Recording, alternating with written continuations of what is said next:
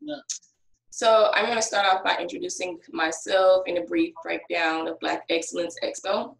I'm Brittany, the founder of Black Excellence Expo. Basically, what I do is throughout the year, the various different events on different topics. Last year, we did topics on Black love, Black hair and skin. We did mental health last year. Of course, it was a little different. You know, it had to be different this year with COVID.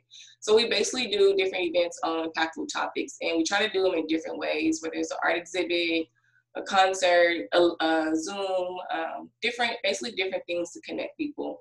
One of our goals for this one was to kind of reach people outside of, I'm in Houston, by the way, so we're based in Houston. So we're trying to reach out to people outside of, this area. And I think we did an okay job with that. I am going to briefly talk about the partners. So first we have Trap Therapists. Trap Therapists is a collective of mental professionals from urban low-income communities. Kinde is a social media platform for mental health with free therapeutics-based tools and uplifting support. Black Men Heal. Black Men Heal offers free therapy sessions to local men of color. Their motto is Healed Men, Heal Men. The other partner is Elevate Experience, which I'm also the founder of. Elevate Experience is really just the main company, and we branch off different events. So one of our other main signature events is Highlight Houston, which that one is more of a Houston community event. So that's our main things, cultural main event and then a community main event. So I do want to let you guys that's joining today, let you know that we have a married couple on board, an engaged couple, and a dating couple. I'm going to ask them a series of questions individually and collectively that kind of give you an insight on things that they deal with. So I'm going to start with asking you guys, could you each tell me a little bit about yourself, what you do, where you're from, where you live, how long you've been together, and your current relationship status? Who wants to start first? Dalicia, would you want to start first? Yeah, sure. So my name is Dalicia Barner. I am a therapist, so I'm a private practice therapist, and I live in Nashville, Tennessee. I also am from Portsmouth. I'm trying to remember all the questions. Okay. I'm from Portsmouth, Virginia. And then what was the next question? Current relationship status, how long you live there, just the general about me. It doesn't have to be the exact question. Okay, so yeah, we're married, and we have been together, like married for almost 4 years. So our anniversary is actually coming up this month or in August. And we have been like knowing each other, so kind of going back and forth, and we'll probably talk about that since like 13 years. So wow. Yeah, we've known each other for a pretty long time. Yep, I'm Nigel Barner. I am from Portsmouth, Virginia as well.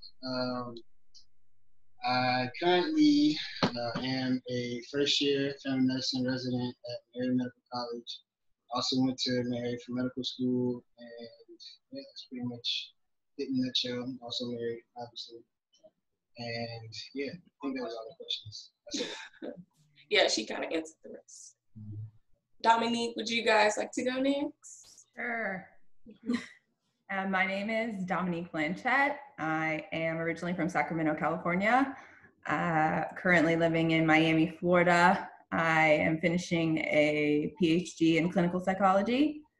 And Trent and I have been engaged for now a year and a half. And we have been together going on 5 years and knowing each other for 9 years. Okay. Yeah. All right, so my name's Trent Taylor. Originally, I'm from Suffolk, Virginia. Currently living in Miami, Florida, down here with Dominique, who I'm engaged to. I'm a graduate from Virginia Commonwealth University, where I got my bachelor's degree. Currently working remotely for a company that's located in Virginia, but working down here. Basically, I plan the Navy nuclear aircraft carriers. Okay. And Shannon. Hi, everyone. My name is Shannon. I am born and raised in Atlanta, Georgia. I am a CEO of a natural health and wellness wholesale company based here in Atlanta, Georgia, called Eagle Lifestyle, with my lovely business partner here, who I have known for a very long time, since middle school. And we have been, like Dot said, the on and off thing for a very long time. Until, you know, I blessed his life, and now we're here. Sure. And so we've been on and off, and officially dating, made it 3 years this year in July. And so, yeah, we're here, we're dating, and we're hoping to reach you guys' level. Well, congratulations to all of you, by the way. Wait. Oh, sorry. It's fine. Just forget about me. Wait a second. My name is Robert Gordon. I'm in the United States Air Force Reserves. I'm also a co-owner of Eagle Lifestyle with Shannon. I was born in Jacksonville, Florida, raised in Atlanta, Georgia. Yes. That's it. So, for a purpose of kind of just keeping it going, we can keep the same order where it starts off with Alicia, then Dominique, and Shannon. And I think that's the order I see y'all, so it's easier for me as well. So for the second question, how did you meet your partner, and what attracted you to him or her? You can, but you can tell a story, and then I can. I have to figure out how to shorten it. So I love when people have to explain this. It's so funny. It's so long though. Okay. So we met at the grocery store. Farm Fresh. I want to shout out the grocery store. So we met at the grocery store. I was actually working there. I think I've been working there for about 6 months, and then he came, and he was working there too. So I thought it was his first day. And, you know, I'm trying to help him, like, school him on, like, how to work the cash register and, like, the different things he's supposed to do. And he's like, who are you? I was working here before you. And I'm like, no, you haven't been. I've never seen you. So we're, like, arguing back and forth about the fact that he's been there before now. And essentially, he was at college, and he just came back in order to work, like, over the Christmas break. So we met in like December 2007, and really it just started off with us being sarcastic back and forth across registers. That day I went to the break room though, and I was eating a Lunchable, and I still eat those. But I was eating a Lunchable, and he came back there and asked for my number. So that's kind of where it all began. But what attracted me to him, I think it's like that mysterious. I mean, he was definitely a little older, and you know, that was intriguing because the guys that I knew were childish, and he just seemed like he had it all together, which he does. I mean, I could give him that. But I think, you know, over time, like just the course of our relationship, I think he's just committed to progression, and so am I. So it was just always attractive because, you know, even in the back and forth, like people always come back, but they always come back different. You know, they come back and you're the same. I don't have time for you. But every time it was like curiosity made me wonder, well, what new person is he now? Mm-hmm. So, you know, that's kind of what kept me intrigued. And we're both really interested in like personal growth and self-development. So, I mean, that's still like a part of our relationship to this day. That's good. Good. And this was 2007, you said? Yeah, 2007. So, I guess to kind of add to that story, so I had been working at Farm Fresh since about, I was 16. So around that time, I was probably like 18, 19. Probably, actually, no, I had just turned 20. And I actually came back to Farm Fresh from a break because that fall, like I pledged, and I was actually like going back to, you know, just working all that. And when I went back to work, that's when I saw her. And it was actually my first time seeing her. And by this point, you know, I had kind of already like, you know, got the ropes of the job. And I actually was doing, you know, like more of a, I guess, what's the word I'm looking for? It was more responsibility at this point. So, you know, when I finally did make it back to the grocery store, I mean, I had pretty much already knew, like, you know, everything. And it was just funny for her to kind of see, you know, like, okay, well, this person might be new. And, you know, for her to try to help me out. And I don't know, it was, I think that just that initial kind of sarcasm, like you said, that wit, she was, you know, very intelligent, you know, thought she was very attractive too. And then we had a lot of things in common, just from jump. So I was definitely intrigued as well. There was definitely a chemistry, just kind of, going back and forth and, just kind of making that, those kind of jokes. And yeah, we just kind of built a relationship off of that. So I think that initial chemistry, that intellect, I think that's what initially drew me to her. You get some brownie points. Okay. Shannon, would you guys like to go? Oh, sure. I know we were going in order. Oh, I'm sorry. Dominique, I'm so sorry. No, I'm in order. Yeah, they're next. I think it switched up the order for me, but Dominique, yes, you're next. Yeah, our story doesn't really have any like intellect or anything from the beginning. So we met in 2011 on my 21st birthday pregame. So I was in like this, how in undergrad they used to have like these promo companies where people from other colleges would try and get together. So I was in one of those groups with his pro-fight. And we happened to have the same birthday. So we decided to have like a conjoint birthday pregame and then like go to this club that we always used to promo for. And so I bring like myself and my line sisters and my friends, and he shows up with his profile and his line brothers and whoever. And yeah, so I saw him, obviously thought he was attractive, but it was my birthday, so I wasn't doing all of that. And really it just ended with him like feeding me a bunch of like Noop juice fruit. I got so drunk that I didn't make it to my own birthday function. And I'm still upset about that. But you didn't. It's my 21st birthday and I missed my own part. Oh, okay, it was worth it though, kind of. Yeah, it's worth it. So yeah, what attracted me to him was I thought he was attractive. There was no intellect or anything like that going on at that point. That's pretty much it, I think. Yeah, pretty much. And what ended up happening was I ended up having to approach her and sitting down, making my way over beside her on the couch and kind of just like giving her some of the fruit, get her a little drunk. But yeah, have a good time for her birthday. But initially my plan was to wait until the party to get her number.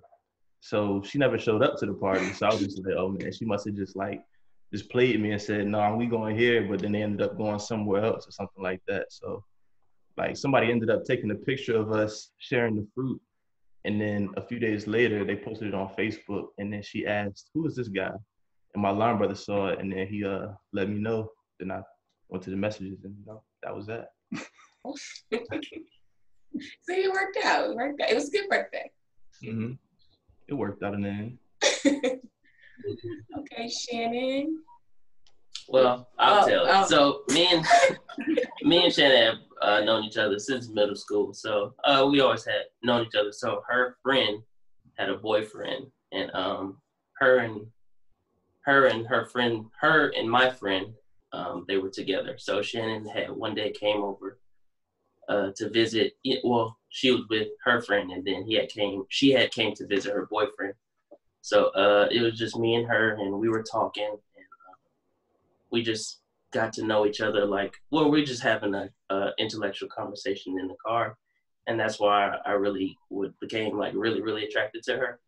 I saw her. I mean, you always see people on Instagram, you say, oh, she's attractive or whatnot, but just talking to her and getting to know her, picking her brain, seeing how like intelligent and ambitious she was, I really found myself becoming more and more attracted to her. So that's how we met, and that's how we became, that's how I wanted to get to know her more and become in more of a relationship with her. That's somewhat of the story. I can say, is that all right or what? That's his version of it. No, right, but that is the story. Okay. It was a bonfire. The event was a bonfire. And so, yeah, my friend was dating his friend, and I feel like it was a secret little setup, but it wasn't.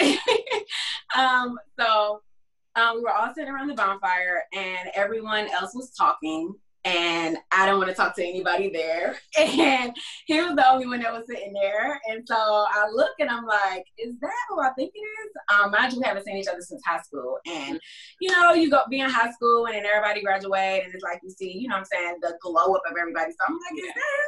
Okay. So I go and I sit over there by him and we're talking, and I've never really held a conversation with him.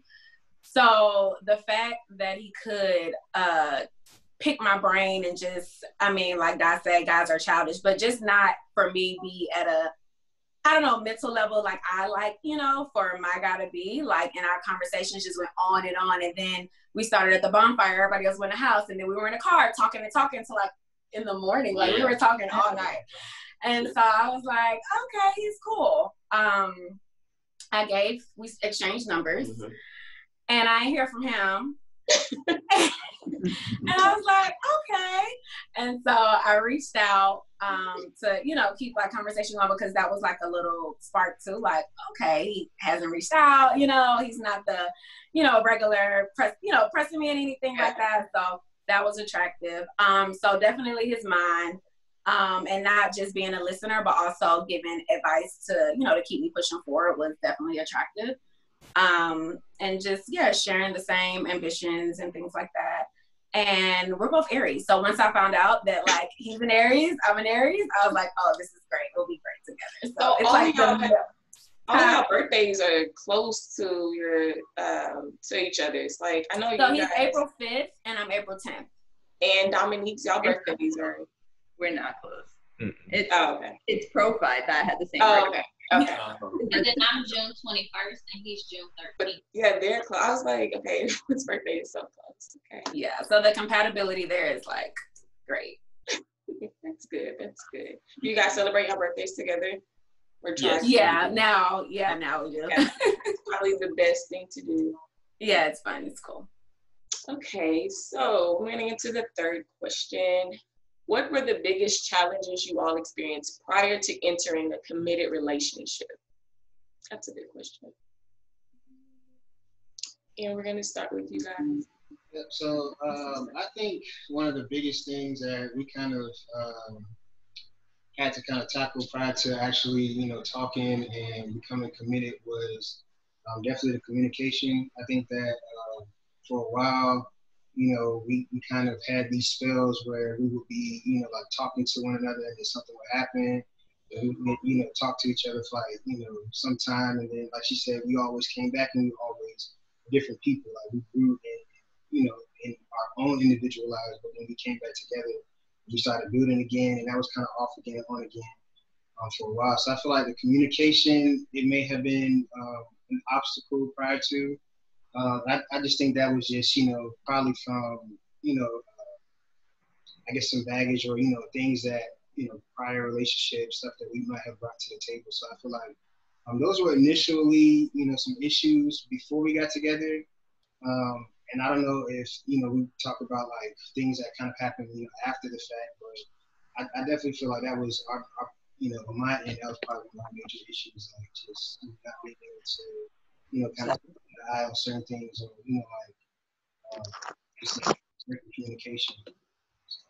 Yeah, I mean, I would definitely agree with that. I think we were so young. Like when we met, I was 17 and he was 20, and I was dating somebody. So we really, you know, it was only an opportunity to be friends anyway. So, you know, we kind of grew up together if you think about it. And I don't think that at that stage that we met, either of us would have been ready for the level of commitment that we have now. Like I always think about if we would have started dating at that moment and like kept it going, I don't think we would have got here. Because I think we all needed, you know, we really needed to probably go through the relationships and different things that we went through before we finally came together and were like, okay, we're seriously gonna do this.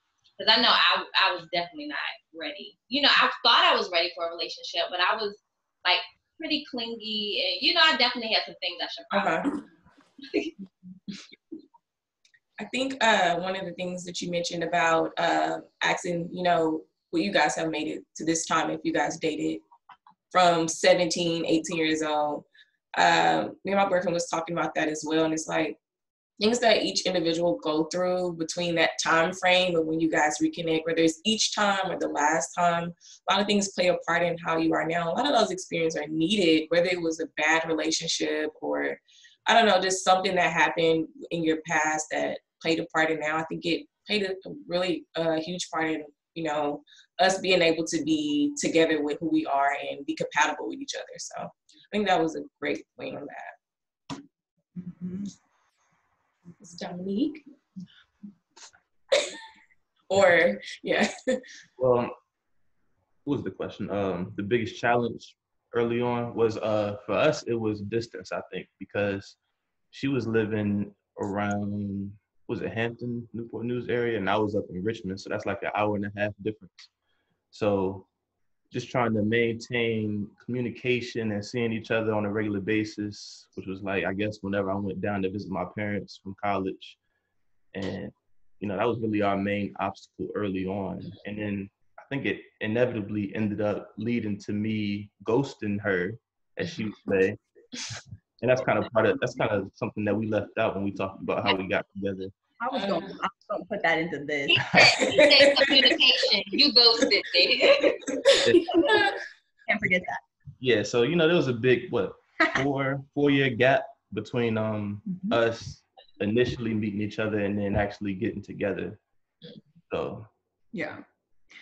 So I think to your point, Brandy, about like having to go through certain things, I think initially, like, I felt like he was ghosting me because of the lame excuse that he told me of why we shouldn't continue to talk. But then when we reconnected and he reached out to me when I moved back to Virginia, and he kind of discussed with me that he felt that he wasn't ready for a serious relationship at that time, and that, you know, we were at different points in our lives. And so he just decided that he wanted to cut it off rather than, you know, hurt me or lead me on in any sort of way. I think to your point, it's just that people have to go through certain things. And obviously when you're at the younger age, you might not be able to express that in a way that is beneficial to the other person. But in the long run, I think it definitely worked out. So I think for me, the biggest challenge in us, you know, before we actually got officially together was trying to figure out, like, if I could trust him to, you know, stick around and be the guy that he said he was now, because of the fact that I, you know, had tried it before and he kind of disappeared. So I think obviously he had to put in a lot of work on the front end, which he did, and it turned out great, obviously. But along with the distance, I think there was that, okay, like, am I going to drive an hour and a half for this guy who, you know, before won't all the way right? Like, I had to make those decisions many a time early on. So yeah, so it was kind of like a double. Yeah.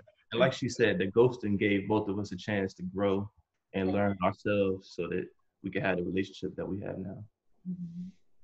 That's true. I think there's a lot of, go ahead. No, I said make it make sense, Trent. At least you guys did reconnect, so it's a good thing. Happy ending, yeah. Shannon, you guys want to go? Go ahead. So it was the most challenging thing prior to, correct? Yes. Okay. So of course we were like back and forth. And to Dominique's point, I think it's the same like distance. So once we met, he ended up leaving like that. I got deployed the very next month. Oh. So I was gone for like 5 months. And so I'm like, why would we even exchange numbers if you're like all the way, you know, on the other side of the world? So definitely, I would say distance and just trying to, and also, I mean, distance at that, you know, amount, like different time zones, all that stuff was just like, you know, new. So just making sure that, okay, should we take it further or what? So now that we're here, I'm grateful that we did, you know, take breaks and have that gap, because even between that time, it wasn't like, oh, it was almost like not to get your number to be with you, but we actually had time to like become friends and, you know, just have conversations and see how you're doing while you're away and, you know, what's going on with me. And we both dated outside of, you know, that. So getting to know each other a lot better. And all the way up into we're like, okay, how long are we, you know, gonna just keep, you know, going on? So definitely distance and trying to be sure that, you know, we were sort of kind of met.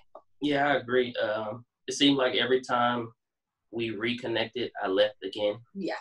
Like the first time I got deployed to Africa, and then the second time we reconnected, I told her I was leaving to go to Korea. So he asked me out for lunch, and he gets in town, and we go to lunch, and I'm like, oh, he's back, you know. So we go to lunch. Lunch is great, and he goes, yeah. Was it like the next day? Like tomorrow I'm leaving, or like it wasn't even a week's notice. Yeah, I'll be leaving. I'm like, oh, okay, where you going? You going to Florida? You know, where you going? Yeah, I'm going to Korea. Who? Like, what?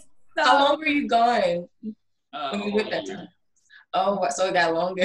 Okay. Yeah. So it wasn't like, oh yeah, I'll be back in like a few months. You know, It was like, yeah, I'll be gone for a year. I'm like, why we at lunch then? Why we here? But it was things like that. That still also reminded me that like, okay, you know, he keeps coming around to like check in. You know, those little check-ins really mean a lot to where we are today. So the space apart for, I mean, months we would go without talking, and then to come back, and I'm grateful. I just had to keep tabs on it. You see this?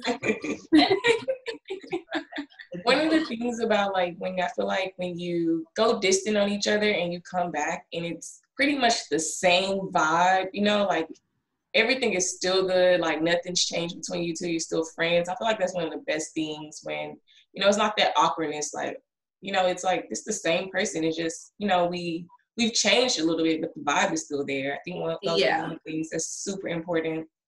And for me, that was one thing that was big in my relationship.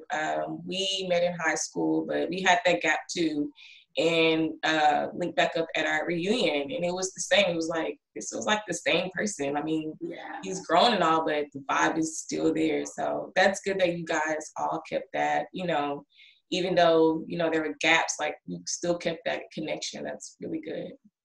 And not on purpose either, you know? Yeah, it wasn't forced or anything. No. Yeah.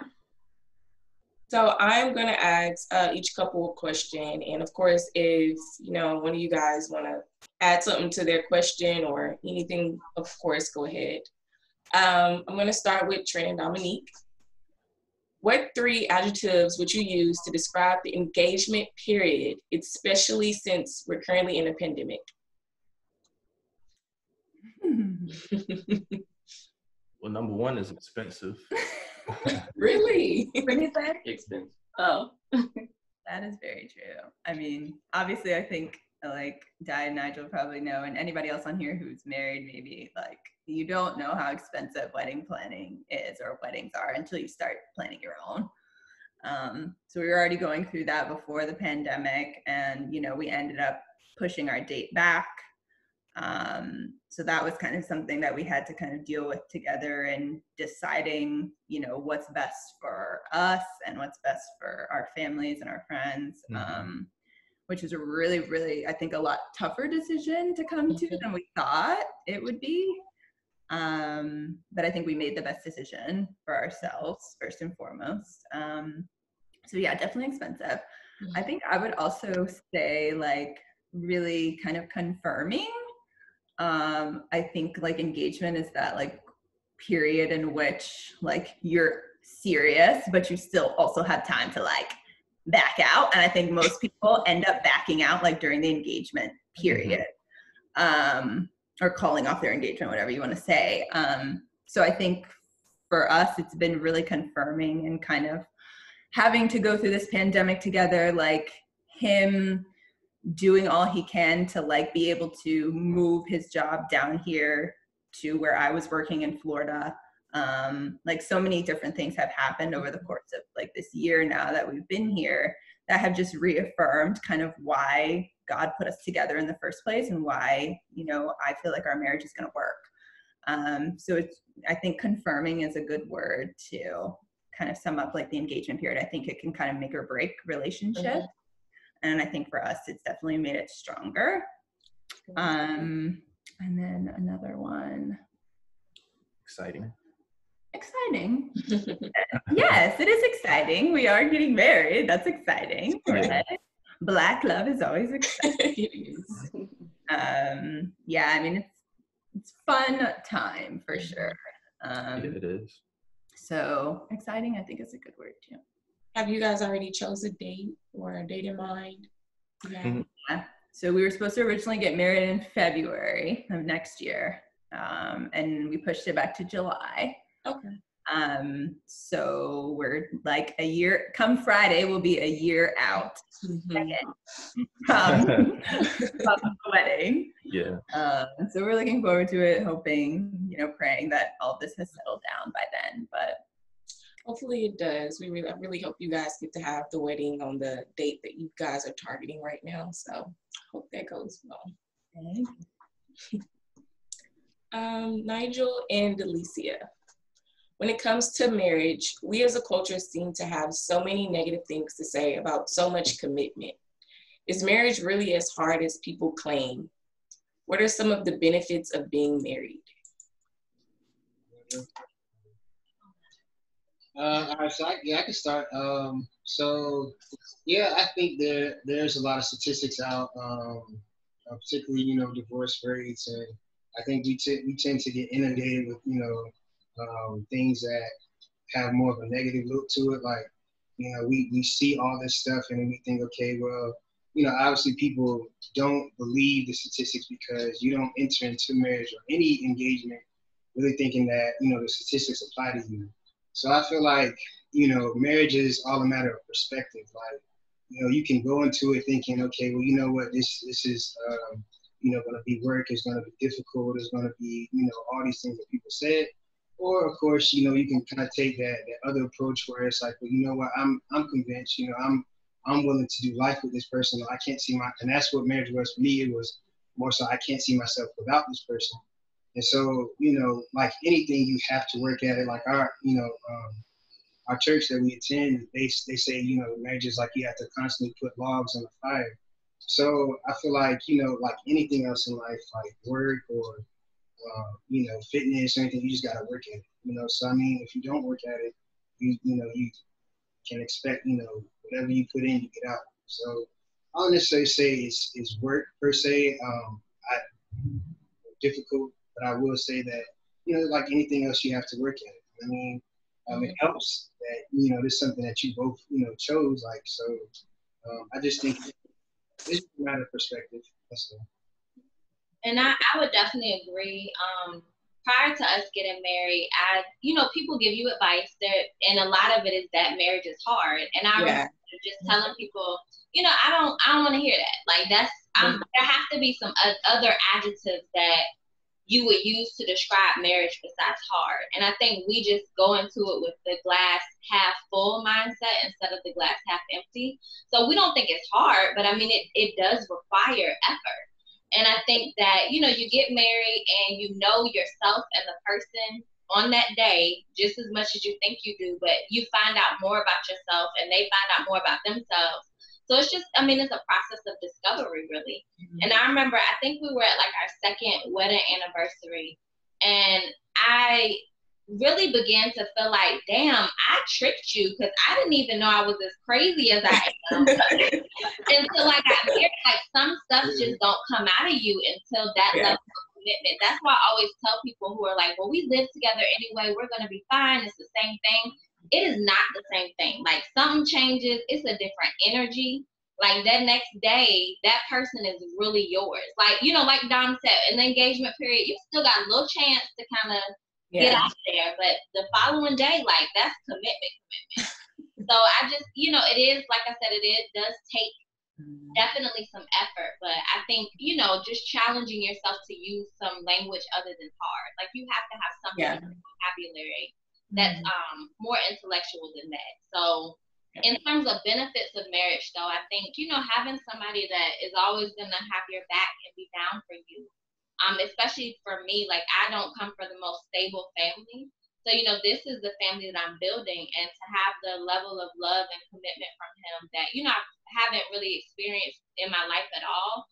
Like it's beautiful, you know, to come home and be happy to come home every day. That's definitely a benefit.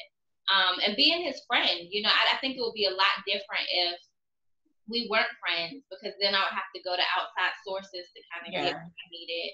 So I think it really depends on the work you do beforehand, how close you guys are in terms of what the results are going to be. But I enjoy being married. I mean, I like it. You cracked me up with the, I think I tricked him. No, for real, I really did think I tricked, because I really did not know I was crazy. Like, I really thought I had things together, and I'm legit crazy. I mean, that's real. That's what that hits me, like, shoot, that first year, there was a lot of stuff that was coming up in me that, I mean, like, I never been an insecure person, and like, I found myself like accusing her, like cheating way more than what, you know. Like every day, multiple times. Yeah, you know, it's just something does, you know, like kind of, I don't know what it is, but I definitely sense it. And it's, you know, just kind of grow through it. Like, and I kind of liken it to like, you know, how a child has 8 different stages of development, a relationship, you know, the same kind of way. Okay, the next question is for Robert and Shannon. You two manage a company together. Can you tell us more about the company and what are some of the most challenging and rewarding aspects of being in business with each other?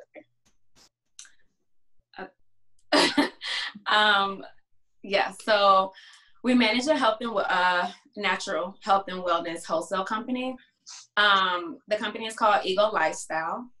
Prior to us owning the company was my dad's. So it's originally a family business that basically, you know, it's been passed down, trickled down, and with the passing of my father, I took over, and I decided to bring in someone that is just superior in my weaknesses. So, and it just happens to be, you know, my boyfriend. I love her too, right? So it's great. So basically we sell supplements to stores all around the world, basically your mom and pop stores. And yeah, that's what we do all day. It's a mixture of male or female enhancements. It's a mixture of weight loss, gain weight, CBD. And we're also, you know, trying to expand our product line out. So that's what we do. We're based in Atlanta. We have our office off of Peachtree. And when we're not at home, working in a home office, and that's what we're doing, working our business. What was the second part of the question? Some of the challenges. Yeah. So some of the challenges, I would say, with us working together, of course, the business was her dad's, and she lost her dad back in January. So I feel like sometimes with her working in the business every day, it's a constant reminder that she lost her father. So sometimes I would just, you know, have her take a break and have her just reflect or just kind of sort of heal herself, just to not be reminded every day that, you know, she lost her father. So that's some of the challenges that we face. But the rewards, working together, having the same vision for the company, just discussing our future, discussing where we want to go and what we want to be and what we want Ego Lifestyle to represent, I feel like it's the rewards that we have when it comes to running the business together. Another challenge that I would say, in addition to, like you said, I agree with him, losing my dad and just being in there, I happen to, you know, make myself zone out and get work done, you know, is COVID.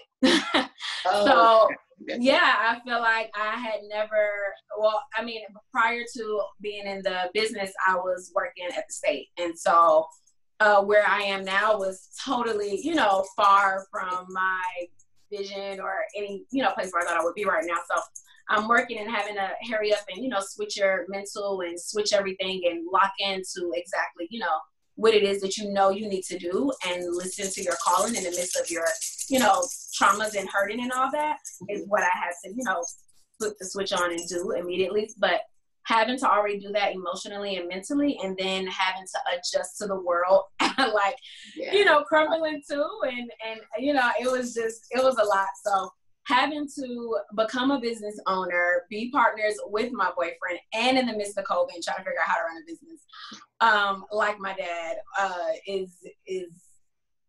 that was a huge challenge too. But definitely the reward, I would say, I've definitely been so appreciative of having a business partner that does basically have those attributes that I just, would rather not deal with, and he loves to deal with. So it's been really good. It's been the balance, right? The balance between what do you know and trusting, right? Trusting a partner to put it off and, to come back great, or it won't. And it's been coming back awesome, So trusting the results, trusting him, and our mindsets. And like I said, I was attracted to, his ambitiousness, and both of us, together. I think it's an Aries thing. But sometimes we get like really competitive. And you can tell like we both be trying to do everything. And I'm like, don't be stepping on my toes. And he's like, well, I got it. And I'm like, well, I got it. And just the energy sometimes is amazing. So even sometimes when I am in the office and emotional about losing my dad, I'm probably emotional because it's been a great day. We busted out, and I'm just like, wow, I hope he's proud of like what we're doing, and us bringing his long talks to us into manifestation. I wish you guys the best. It sounds like you both are doing a great job managing everything. So I hope the best, that continues for you guys. Thank you. You're welcome. Okay, for the next question. We see the term power couple thrown around a lot in social media captions, especially. What does it mean to you all, and what practical tips do you have for ensuring your relationship does not drown in your career or other outside obligations? So I love the way that, and I don't think Nigel knew he was describing power couple, but like when we were having our breaks and the ghosting was happening and we would come back together, I would always complain about it. And he would talk about how much he valued the fact that we could do our own thing together. And I couldn't really conceptualize it, because to me it just sounded like you trying to make an excuse and dress it up. Like I said earlier, make it why you believe in. But I really do understand it now. And I think when you start off a relationship, especially as young as where we started it, a lot of it doesn't make sense. In that moment, you're like, what the hell is going on? And then later you look back and you're like, oh, that's what that meant. And I think now when I'm being faced with this question about what is a power couple, I think for us, it's two people doing their own thing together. He has a very busy life. He's a doctor. I'm a therapist. We got to figure out how to manage things and still keep us together at the same time. So that's what I define it as. And I would say practical tips on how to actually, continue with your career and not lose your relationship. I think you have to have time with one another. So like we said, doing your own thing together, like there has to be that together time that actually happens. So we haven't been as good at it now because of COVID, but like date nights, those are important. We also have a therapist, and a lot of times it's like, well, y'all are so close, like people only go to therapy if they have problems. And I mean, at times we do have things to talk through, but I think the biggest part that I love about therapy is sometimes he might tell the therapist something that he's never said to me, and not even like intentionally. I remember the other day she was like, so how was residency? And he started telling her about residency, and I'm listening. And I'm like, you didn't tell me that when I asked you how it was. So I think it's like constantly being able to discover like new things about that person. And when we do date night, we'll do it like a competition sort of. So one week I'll plan it, the next week he'll plan it. And it's become fun because of that, because it's like, I'm going to beat you on the next date night. Like I have to win. And I mean, we don't win anything, but it's just like bragging rights. So I think you really just have to have that time where you're coming back and cultivating your relationship, like you said, throwing logs on the fire. So I know COVID is kind of making that be every day for a lot of people. Yeah. You're not leaving the house. But I think that's the most important thing. Even if you're in the house, in your own separate rooms, there has to be a time of the day that you come back together and are just watching TV or enjoying each other's company. Or it's easy to get lost and you guys just become roommates or, partners that are bringing income into the house to make sure the bills get paid. Yeah. I think COVID has made a lot of people get more creative. I've seen some stuff on like Pinterest or Instagram and Facebook, different things that people thought of doing during COVID, especially when we're further, when it kind of first started and most places have the stay-at-home orders. I've seen a lot of things. So I think one of the things, like you said, as far as finding ways to keep that going, I think date nights, but just getting creative. You may have to do some outside the box, but I think that's definitely beneficial. Vacation helps. Yeah, it's just kind of tough right now with vacations. I like, said staycation. Oh, staycation. Yeah. He mad at me because he answered the question. Go ahead. I know. I get. I definitely want to echo the aforementioned sentiments, but I also feel like, when I saw this question, I was like, okay, well, I really don't know what a power couple is. And I've been trying to figure that out for a long time. I mean, I definitely I agree with what you're saying, but I also feel like the first thing that came to mind when I thought about power couples is, a group, a couple that, you are invested in each other to the point where, you see that person start to manifest things. I mean, obviously, it has to be an environment that cultivates that kind of energy. So like when you start talking about like, okay, well, I'm with this person and I know like when I'm with this person, they make me feel like my best self. And it might be kind of corny and all that stuff, but you've been in toxic relationships before, or you know what a toxic relationship looks like. So I always feel like when people start talking about power couples, it's like, okay, well, together, they're awesome. And I mean, whatever success looks like for that particular couple, that's why it's so difficult for me to kind of like put a pin on like, okay, well, what exactly is a power couple? And I always feel like it kind of has this connotation of like this, like, success, but what the success is like to different people. So I always just felt like a power couple to me was, two people working together to achieve their goals and actually manifesting. So that's how I look at it. But I definitely agree with what you're saying too. No, I mean, I like what you said. I do, because it's like the environment that you guys cultivate with one another empowers each of you to achieve what you want to achieve in life. And I mean, I've never felt that way with anybody besides him. Like I always tell him, life is so stable, and that allows me to go out and like, do all the things I do and be happy. So I agree. Yeah. Dominique, you guys are.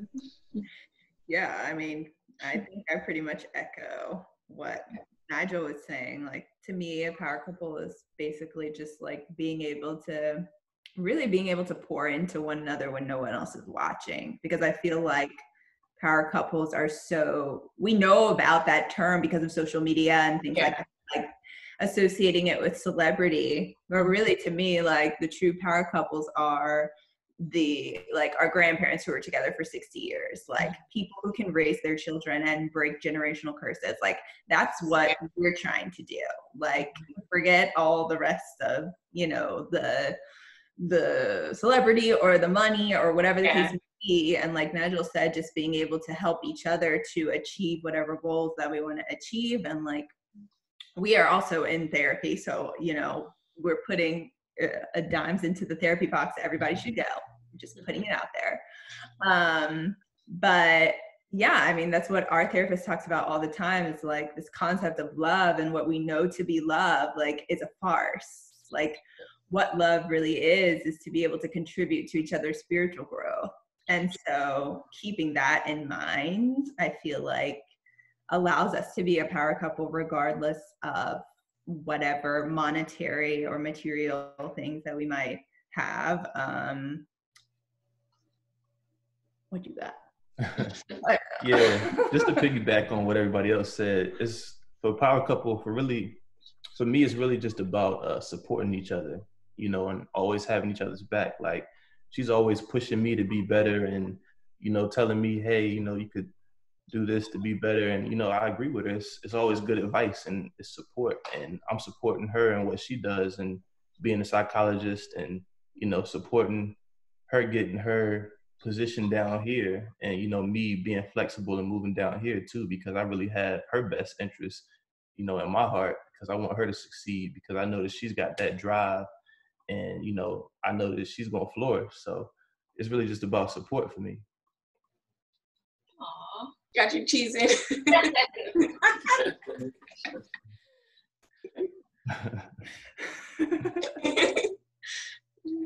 One second. Okay, Shannon. So for me, of course, echoing what everyone else has said as well. A power couple, someone being supportive, someone having your back, uplifting you at any given time. And I guess I would add to that, someone who you feel like it's a safe space for you to be vulnerable. So I feel like there are a lot of couples. And like you all said, that power couple term, it definitely comes from social media. It comes from if we're on vacation and we're taking beautiful pictures, and if we're, I don't know, like it's interesting to see how it works. I got a Gucci bag, he got a Gucci bag, we on a boat, we a power couple. You know what I'm saying? Yeah. We at the top on the rooftop and we eating lunch and I'm feeding him, we a power couple. I'm like that's usually what I did. I see that it's defined as, and from what I see, usually it's that, it's those images, not really like what Dominique mentioned, breaking general curses or long healthy relationships. I usually see it as materialistic or monetary. So that is a good point. It's definitely been a light over just what couple looks like they spend the most money with one another and do, and I'm like, you don't know what's going on in a household, you don't know, just what has transpired or just what the communication and the comfortability is like, within that couple. So for me, it's your safe space, when you do want to get away from social media, and because you don't need everybody to yell out power couple for you to feel like you're a power couple, but to have those conversations behind closed doors and to feel that warmth, behind closed doors, and just feel like your partner is one that not only you can, hang out with and be comfortable with, but you can, have those other conversations and share other experiences with, like you said, somebody that has your back, definitely, and without any media, any extra. Yeah, I agree with her. I think power couple is a very loose term that's used. Primarily it goes for like monetary or financial things, but I feel like a power couple would uplift each other in more ways than just finances. Whether it be on a spiritual level, mental level, just helping your partner achieve whatever goal they want to achieve, and it doesn't have to be anything. It doesn't have to do anything with monetary or financial things. So a lot of that stuff can come with just focusing on other things like topics that Dominique touched on. A lot of the other stuff, I feel like monetary and all that. Sometimes it just manifests in that naturally. It doesn't have to be this. Our goal is to make this much and be this, because as we all said, that's not the only thing, that relates to being a power couple. So, that's good points. Okay, our next question is, all of you have experience being long-term relationships. Can you share what circumstances caused the distance and why you choose to push through instead? I think most of you guys kind of already broken down what caused it, and somewhat what made you push through, but I guess we can briefly kind of touch back on mainly what made you push through. And that's for long distance? Yes, long distance relationship. Yeah, so we actually didn't talk a whole lot about being long distance. So we are both from Virginia, met in Virginia, and then he got accepted to medical school and he moved to Tennessee, which is where we live at now. And I was still in Virginia at the time. And then after I moved from Virginia, I moved to Georgia. So we were in Georgia and Tennessee. I was, working, and eventually I ended up moving to Alabama for a PhD program. So, we had a lot of long distance in like the actual building of our real relationship that you see now. It's like we couldn't get it together when we were in the same place. But I think the distance for us, like, it was very difficult, but it was also beautiful because at that point you have nothing to rely on besides communicating with one another. So, I mean, you can't get mad and have sex, or, there's nothing other than like, we got to talk this out. Yeah, so I think now I still see us kind of falling back on some of those communication principles that we were able to cultivate, while we were at a distance. And, something that made us push through, I think, we just had so much time between like when we met, and at that point, we already knew we wanted to be with each other, and we gone and like dated other people. And those situations didn't give us as much fulfillment as our relationship and our friendship with one another. So I think for us by then it was like a done deal. You know, I'm not going to find anyone like him or him like me anywhere. So I might as well be with this person even though they're not where I'm at. And I think at some point, you know, the distance will end. So that makes it, you know, a little bit easier, the fact that it's going to be temporary. But some of the things we did while we were at a distance, we would call each other every morning and pray. We would pray in the evenings, like before we went to sleep, we called each other and prayed. We just talked a lot. Like, there was a lot of communication. So throughout the day, we also did like fast every Wednesday. And those were hard because like when you hungry, you don't want to talk to people. And we used to be cussing each other out because we were hungry. You know, it really just, it made our bond so strong. And, you know, like Dom said, and Robbie said, the spiritual bond, like that is going to exceed any other bond that you could possibly ever create with someone. So our distance really allowed us to strengthen that bond that, you know, each of us had an individual relationship with God, but that's when we really were building our relationship with God together. And it sucked, but, you know, just being away from one another. And then we were both in school, so like trying to find money to be able to travel to each other, like that was hard.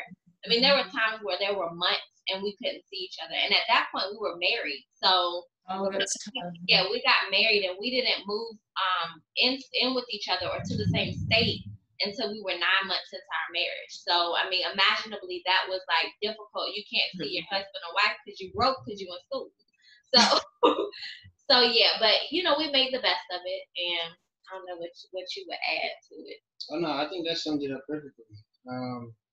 I don't think I can add anything more to that. I mean, definitely the part about, you know, you just knowing that it's going to end. You just kind of persistent. It's just temporary, you know. And again, I think it kind of goes back to that, you know, and that kind of just pushing each other to be your highest self and really just encouraging one another. I mean, if, you know, your career path takes you to another state, then I mean, I obviously have to support. I'm not going to be like, well, no, you can't go, you know, like, you know, some people, they get married, they want to be traditional, you don't have to work, or, you know, you can't continue education, you have to sacrifice this and that. And so I just feel like, you know, again, it's just one of those things where, you know, you just do what you have to do until, you know, situations are a little more ideal. True. What'd you say? What was the question again? I know it's long distance. It was the repeat it for me, if you could. Yes. Can you share circumstances that caused long distance and basically what made you decide to push through? What all occurred for you guys to push through the long distance? Any, I guess you could say, issues that occurred? Oh yeah, okay.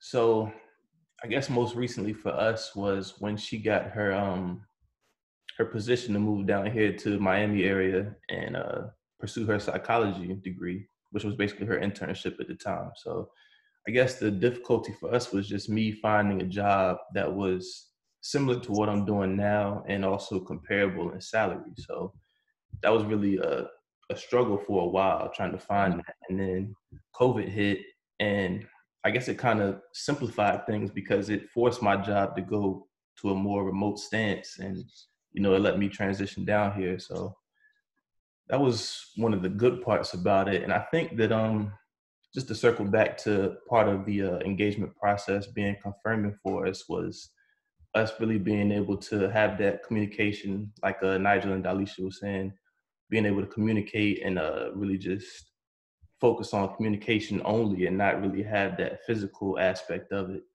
And also, you know, being able to just hit her up at a random time, just random FaceTime, and know that, like, you know, she's out here still being faithful.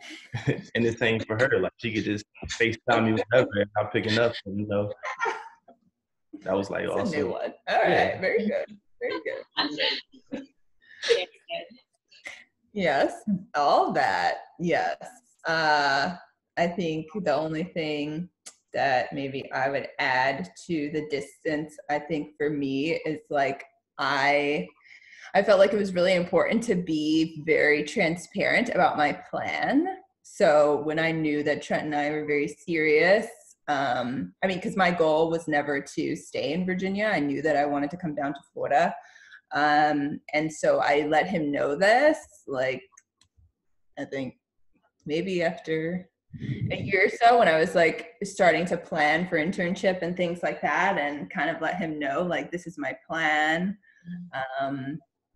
With it, really at that point it was like with or without you. So I think in terms of thinking about communication, I think especially for us as women and Black women, being very transparent and open about what it is that we want from the relationship and what we want for ourselves, and not bending on that. And I think we have been pushed back into a corner of trying to feel like we have to always adapt and give rather than receive. So I had made a promise to myself after the many failed, relationships that I had prior to him. I was like, I'm not going to do that anymore. I'm going to let the next guy know, like, these are my goals. This is what I'm doing. And God is going to put somebody in my life who wants that for me and pushes me to do that. And here I have, the man who does exactly that for me. And so I would just say, like, being really transparent on both sides about kind of what it is that you're doing and how you want the other person to come along with you in that journey, how you see that manifesting, and kind of speaking that out early on and not waiting, until, like, it wasn't like, oh, I got the internship and then it's like, oh, like, okay, so what are we going to do now in our relationship? It's like, no, I plan to get this. So how are we going to work that into our relationship? Is that going to work or not? So I think similar to all of us who are very, successful and established in our different careers, and just being able to talk about that and talk about how we can help each other to get to where we want to go, regardless of the distance. Like, we'll work it out. If you want to work it out, you'll work it out. Yeah. And not being afraid to talk about that. Like, I feel like that's my soapbox with of, like, just like this whole thing of us being crazy if we talk about what we actually want, like, early on in a relationship. I just have so many qualms with that. So I feel like that would be my addition to what everybody has already said. Yeah, that's something that we talked about early. Basically said that, I'm going to be moving once I get this internship. So, you don't have to force an early engagement, but, I prefer if we be engaged before we actually make that move. And I'd already decided in my mind that I was going to propose to her. So, that wasn't really an issue with me, but, just having that communication to say, this is what I want. Yeah. Like, who says that? That's like something we're not supposed to say. Considered an ultimatum, I feel like. Like, no, it's not. Like, this is just where I'm at, and I'm going to tell you, because otherwise I'm not living in my truth. Like, and I'm just trying to, sugarcoat. Not saying give ultimatum. Y'all do what you want to do. That's where I was at. That's it. Yeah. Go ahead. Distance. So I would say, we're still on challenges, right? Yeah. Okay, great. Being sure, or just confirming that each other's, like, wants and needs, like, echoing what Dominique said. And like I said earlier too, like, are you here for a relationship? And I feel like a lot of couples, even with distance, or even if it's not distance involved, then we're just talking, right? Like, conversation is just flowing. And for me, I feel like some people, like, just go with the flow. And sometimes that isn't always the way to go, So having intentional conversations with one another, and keeping each other, he would say tabs, but that check-in, like, what you got going on, haven't talked to you in a while, or anything like that. So definitely pushing through, but maintaining a friendship and understanding the importance of that, whether we become something, or whether we don't. Another thing that I would say, which is what pushed me with him through, distance, is transparency as well. So just being honest, right? Like, you have some guys, or probably, some girls too, and it's like, just because I haven't talked to you in months and now I hit you back up, or now we're back, talking, then I'm trying to like get with you, or, anything like that. So I feel like it was always just a casual conversation that, we just let, wherever it goes, then we just sort of kind of didn't make it our intentions to make one another feel like pressure, like, or anything like that. So while I'm away, I just want to let you know I'm still thinking about you, how you doing, checking it, anything like that. And then, okay, separating, you go ahead about, whatever it is that you're doing. But definitely like Di and Nigel, still dating, other people within that, time lapse. And so, of course, those questions come up like, what you doing now? But it's like still being respected. And I mean, he was even offering it, like, we want to talk about something, it got something to do with who I'm dating, and we're talking about it. If we want to talk about something, it got something to do with, who he's dating, then we're talking about it. And so just, trying to push through and build a friendship through a distance, right? So though we're distant, not always looking at it like, but I really wish that you could be here and da-da-da. So while all those thoughts are there and all that, just making sure that we take care of other things that still are vital to a successful relationship, because he can move here tomorrow and he could be back home and communication would be terrible. We could not stand each other. I could have thought I'd known you, or I could have thought you was my type, but now like you gotta go. So I think definitely keeping our eyes on just getting to know one another a little more and much deeper through the distance. And I also got to, travel a lot too. So he was, different places. So that was a good part about it too. Like, I'm out, I'm gone, like I'm getting a break, so he was like my breather, so trying to though distance itself is a challenge, right? But for us, it's like what you get out of it, what you make of it, to make sure that you and that person, can stick it out and get through it. And so I'm like, all right, time's almost up when you come home, right? Because so I was back in 2017. I was in Minot, North Dakota, and it was like we had just became official. We had started really truly dating, and I feel like it was, it was hard at first, but we made sure that we made time to see one another. Like I came back to see her in September, and she came and see me, and we just made sure that we at least see each other and spend time with each other through the distance. So I'm glad we had that luxury now, because over those trips we were able to, bond little by little and just make each other more comfortable, especially parting ways as we were going back to our respective places at the time. Just reassuring that, hey, I'm here with you. I'm here to be with you. I just got a couple more months. You just got to wait a couple more months, and then I'll be home. We'll be together. So I feel like that helped a lot as well. Yeah, he's definitely dealt with those phone calls. I'm like, I don't think I can take this. Like, it's just so long, and like the hours, and the time. Hearing them, I know the time difference played a huge. Oh, definitely the time difference. I mean, in North Dakota it was better, but definitely when you were in Korea, it was like he going to sleep and I would like it was just totally off. So not having somewhere where I can jump in my car, he can jump in his car. But yeah, that I was definitely like, all right, now I'm about to have an emotional breakdown. If we can at least like have lunch together, like have something. But FaceTime is a lifesaver. So you just FaceTime dates and see each other, see one another, and it was no phone calls, minimal texting, and just those FaceTime dates and making sure that we did those check-ins. So our next question is, 1 second, okay. How have your personal traumas negatively impacted your relationship? And what intentional measures have you put in place to make sure you don't self-sabotage the relationship? So I have a lot of trauma, like a lot. Everybody knows that because I talk about it on like all my platforms, and I'm very vocal as a therapist, because I think there is the notion that therapists are like perfect and always have it all together. So I break stigma by humanizing myself. But I'll say, of the trauma that I do have, I think the ones that have most impacted our relationship would probably be like not having a stable family. So my immediate family, you know, not really being functional, coming from a dysfunctional family.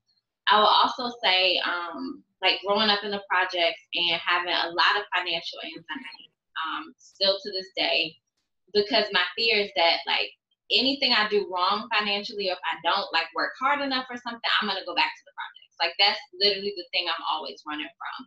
And then lastly, I would think being raped. I am a rape survivor, and that has impacted me like sexually. Because so I think that, you know, naturally, of course, it impacts our relationship.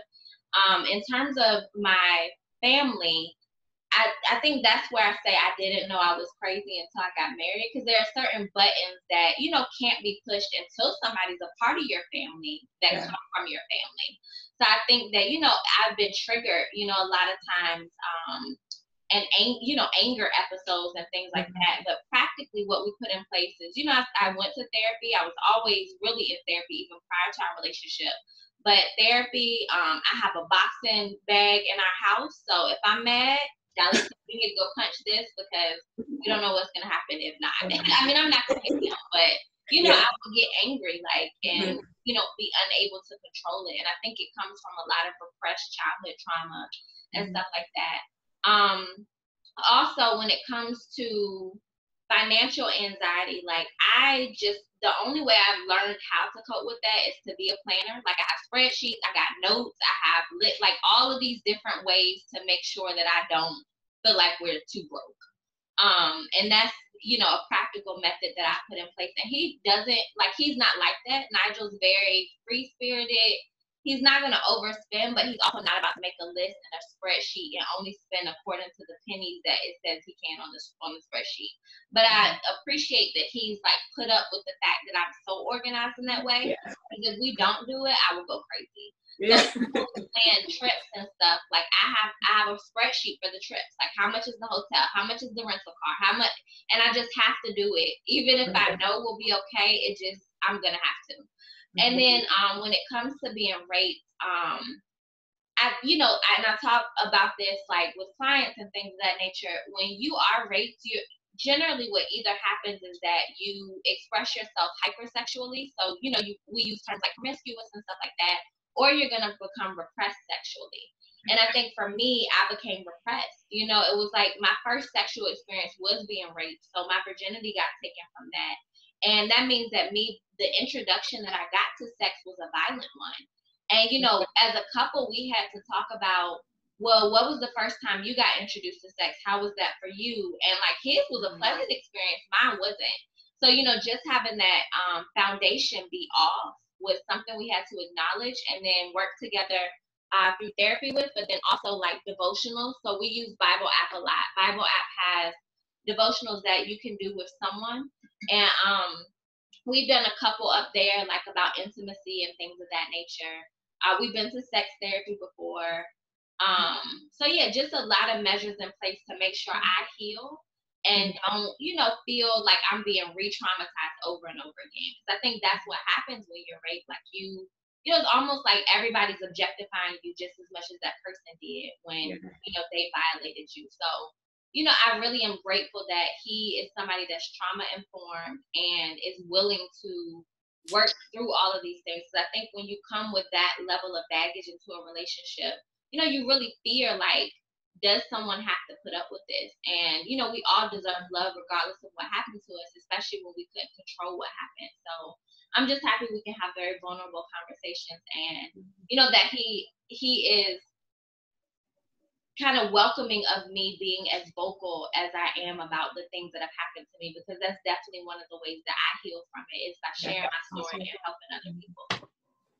That's great. And for me, in terms of my trauma, so I think that, you know, typically, that's actually what I was about to say. You know, typically as men, especially in our community, I think we kind of go, you know, based off of like, well, it's not okay for you to express emotion or kind of emote in general, to kind of, you know, talk about things that you went through, or, you know, it's a negative stigma for you to be vulnerable as a man or for you to have a therapist and these kind of things. But I'll say that in terms of my own personal trauma, I didn't realize I had trauma like that until I started kind of asking myself some of those questions. And then when it came time for me to kind of be emotionally there for her, I couldn't access, certain, emotions, or, I'd be lacking like compassion or empathy in certain things. I feel like, well, we probably should just be stronger. So I think it's been a lot of growing in that regard. I think it's been like, for me, I grew up in a two-parent household, and it was like a contentious kind of relationship for the most part. So it's kind of seeing, that kind of, love, in a sense, model. It was dysfunctional, but again, they did the best that they could. And really, some things kind of happened. And at some point, my dad wasn't in the household for a while. And so it kind of, left me with like, this sense of, an abandonment issue of sorts. And I feel like that, just working through that initially, especially like in my own, therapy, and then working with her in our marriage therapy, like especially when we were first married, like those first, year or two, when things kind of got rough, and you go through things like everybody does. Everybody has their own, personal trials and things like that. That was one of the things that kept coming up for me, and I couldn't really put my finger on it, like why I felt like, every time we had an issue, I felt like she was going to leave me. You know what I mean? And I think it kind of went back to, again, just kind of what I saw modeled in the home. So I feel like just working through that, again, like I, said, I guess one of the previous questions, it's definitely, every relationship you have to, be willing to put in that work to, not only recognize your triggers and your traumas and what you bring to the table, but to kind of get past those things and, really just, make things, just amicable for both parties, and really just move forward, obviously. So, yeah, I'd say that was kind of how a trauma impacted us initially. And I think too, when he said earlier, like when we first got married and he didn't know he was as insecure as he was, that's, I think that's where like the issues with his parents' marriage came out, because it's like until we were married, he wasn't afraid that I would leave him or cheat on him or, stuff like that. He didn't think about that until we were actually committed, that level of commitment was in play. So I definitely saw that manifest. And I feel like, a lot of times like building a reciprocal relationship is tough when you only remain at the surface level with somebody. And, our relationship has definitely challenged both of us to be vulnerable and to dig deep into emotions we didn't know we had. But I feel like that's where the crux of a relationship exists at. Like, how can you have a relationship with somebody if y'all don't go past what you're comfortable with? Yeah. And I think that's why a lot of Black relationships fail, because, they are really materialistic, really surface level, really like what we can post on Instagram, and not, not safe spaces like what Shannon said earlier. I agree. I think for me, one of the things was in my relationship, once I realized I started having certain conversations that I've never had before in past relationships or whatever, I knew for me, like it was something that was really needed. I don't know if you guys can relate, but like if you're in, I guess maybe if it's being younger or something, I don't know what it is, but certain conversations that I have now or things that I've discussed about whether it's myself or each other's, like never had these conversations and never realized how important it was. I think younger, at least for me, it was more so the basic things that I was looking for in a relationship or was needed.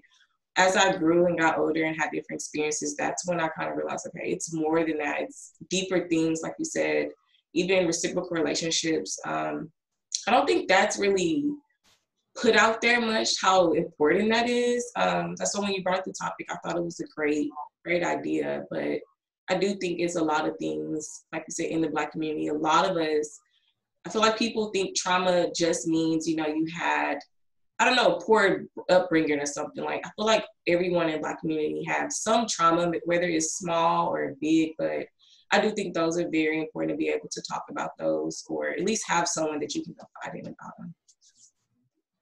them. Dominique?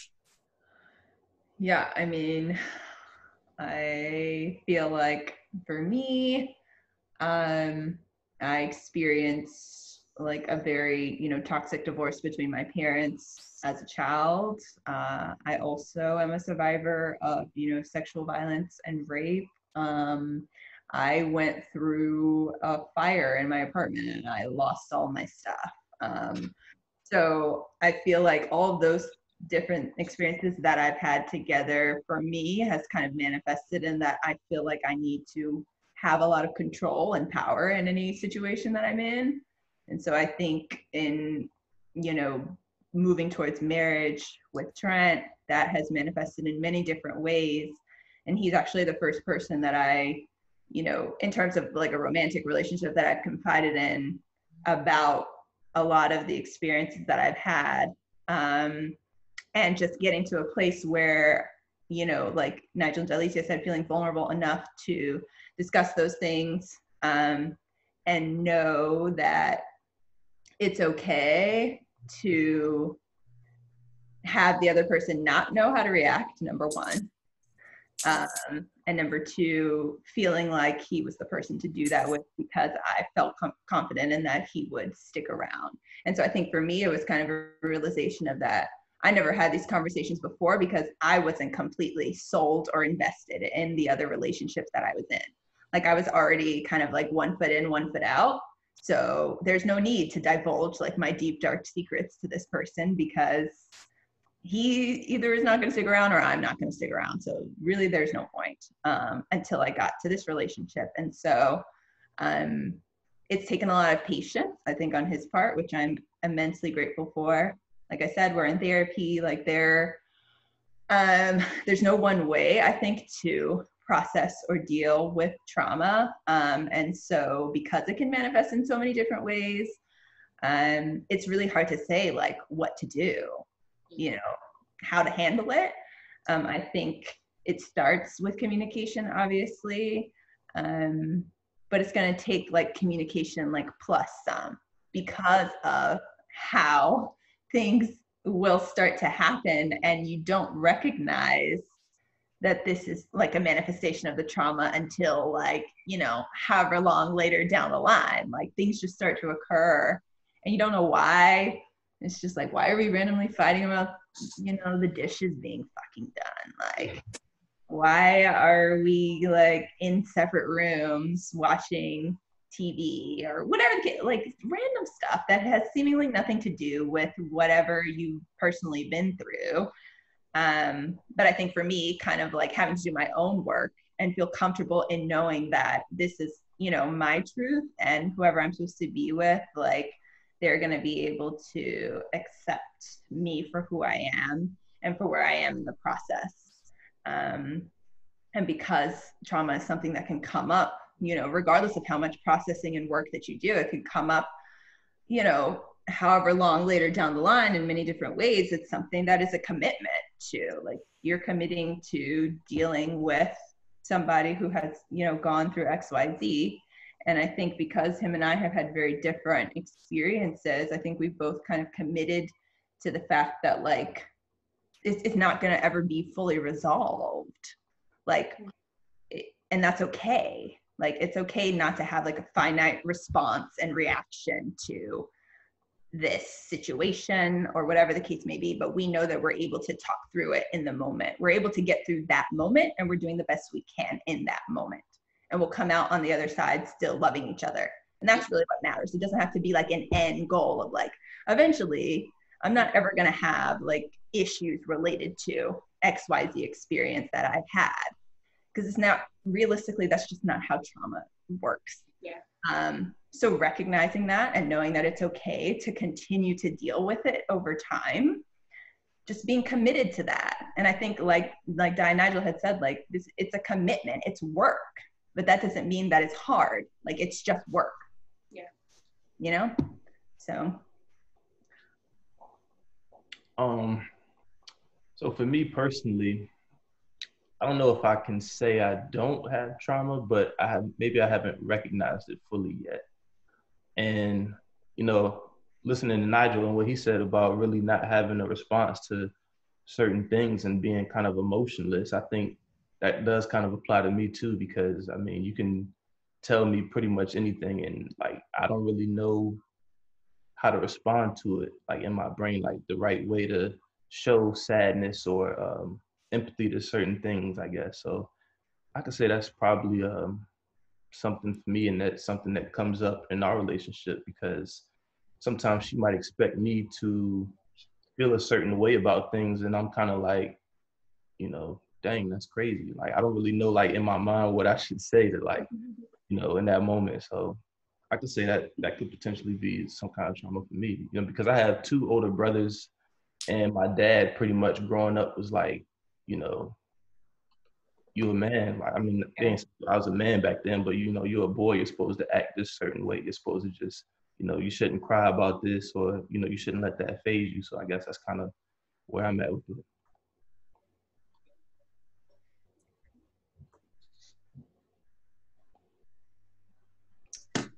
Shannon, you guys ready? Yeah. So, trauma. What both couples have said is like spot on after spot on after spot on. But what I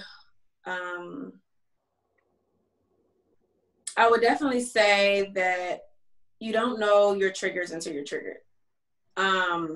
And dealing with trauma between Robbie and I, it's been in the midst of distance and me going through, you know, my traumas here.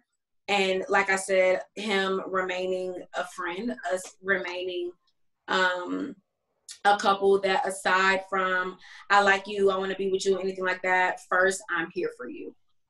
You can call me, you can talk to me. What are you going through? You know, I'm here.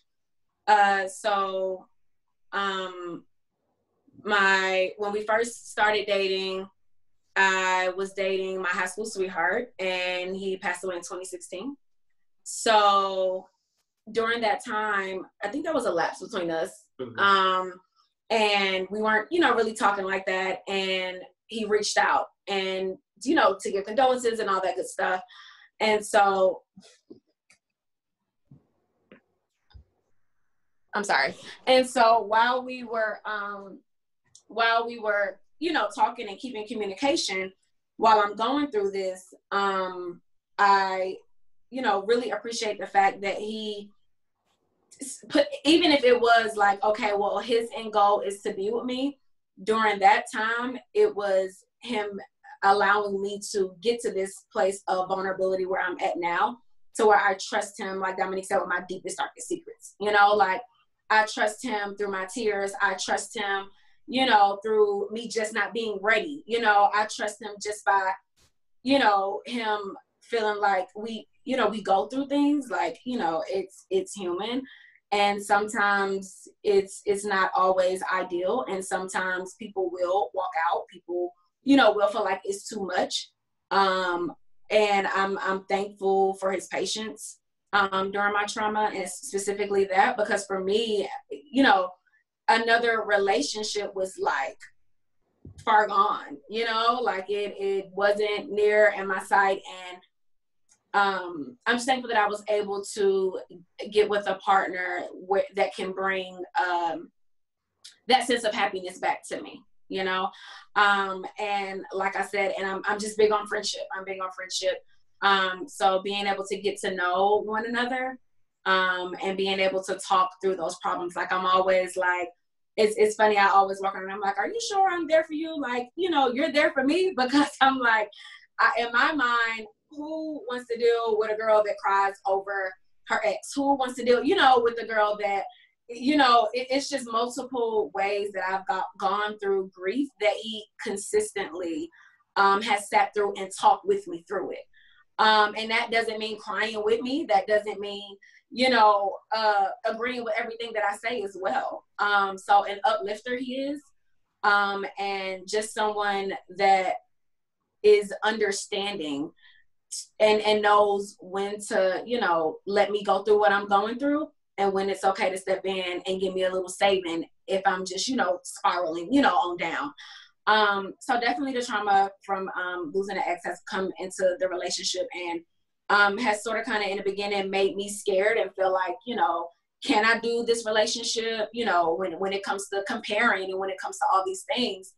And, you know, from the help of, you know, myself, therapy, family, friends, it's like, you can't, you know, do that. And so being thankful that I was able to see him for who he is, and allow myself to enter a relationship that has been amazing for me, and open my eyes to so much more.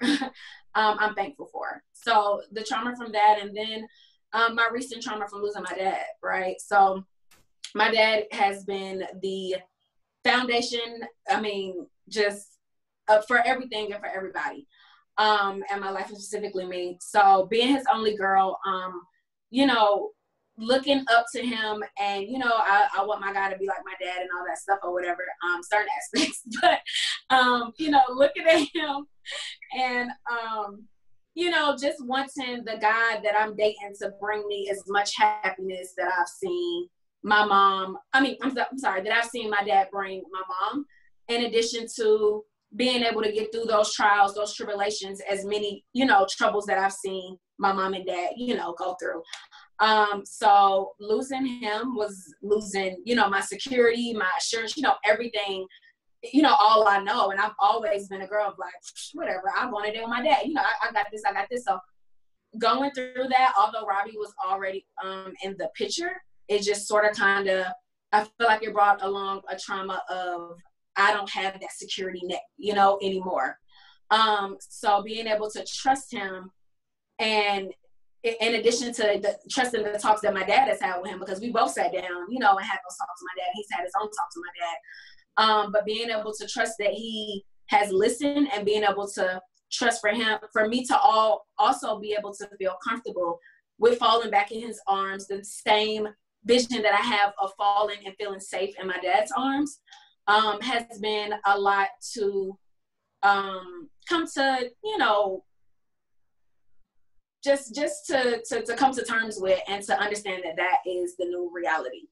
And so while I like to think that during our relationship, it has been a sense of healing and, you know, all that going on, but still, you know, like Dominique said, like when you're tricky, like, you just don't know, you know, when you're like, that button is going to be pushed, you know. You don't know when you just gonna bust out crying, and it's like, no, baby, it's not because of you, you know, or anything like that. Like, you know, it's me. I just need time to go sit and, you know, go do whatever it is that I need to do. So I'm thankful for the space that he's given me.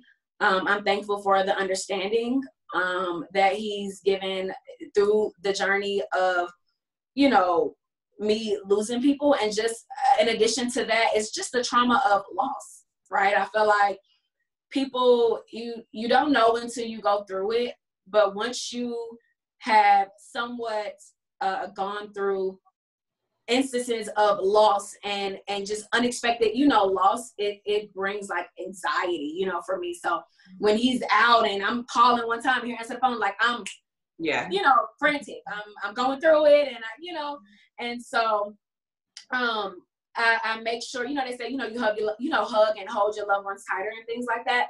I try to make sure I'm not too, you know, clingy, and I'm not too, you know, but because of loss and because of what I've gone through from two men in my life, a boyfriend, a friend, and my dad, it's, you know, it has me like holding him so much tighter, but also making sure that it's a healthy hold, you know, and not a hold where, you know, I'm pushing him away, you know, or anything like that. But I'm definitely thankful for how we've grown together through my traumas, and just the support that I have and that I have been continuing to have, through those times.